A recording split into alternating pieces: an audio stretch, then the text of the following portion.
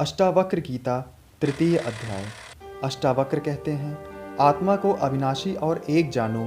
उस आत्मज्ञान को प्राप्त कर किसी बुद्धिमान व्यक्ति की रुचि धन अर्जित करने में कैसे हो सकती है। स्वयं के अज्ञान से भ्रमवश विषयों से लगाव हो जाता है।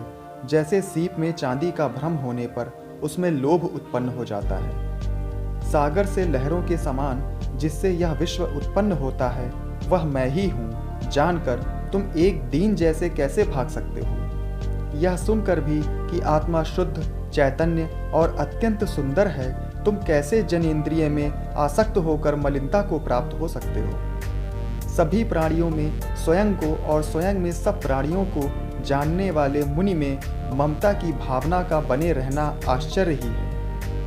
एक ब्रह्म का आश्रय लेने वाले और मोक्ष के अर्थ का ज्ञान रखने वाले का आमोद प्रमोद द्वारा उत्पन्न कामनाओं से विचलित होना आश्चर्य ही है। अंत समय के निकट पहुंच चुके व्यक्ति का उत्पन्न ज्ञान के अमित्र काम की इच्छा रखना, जिसको धारण करने में वह अत्यंत अशक्त है, आश्चर्य ही है। इस लोक और परलोक से विरक्त, नित्य और अनित्य का ज्ञान रखने वाले और मोक्ष की कामना रखने वालों का मोक्ष से डरना आश्चर्य ही है। सदा केवल आत्मा का दर्शन करने वाले बुद्धिमान व्यक्ति भोजन कराने पर या पीड़ित करने पर न प्रसन्न होते हैं और न क्रोध ही करते हैं। अपने कार्यशील शरीर को दूसरों के शरीरों की तरह देखने वाले महापुरुषों को प्रशंसा या निंदा कैसे विचलित कर सकती है। समस्त जिज्ञासाओं से रहित इस विश्व को माया में कल्पित देखने वाले स्थिर प्रज्ञा वाले व्यक्ति को आसन्न मृत्यु भी कैसे भयभीत कर सकती है।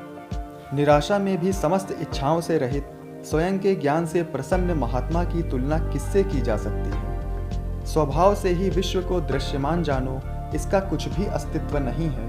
यह ग्रहण करने योग्य है और यह त्यागने योग्य।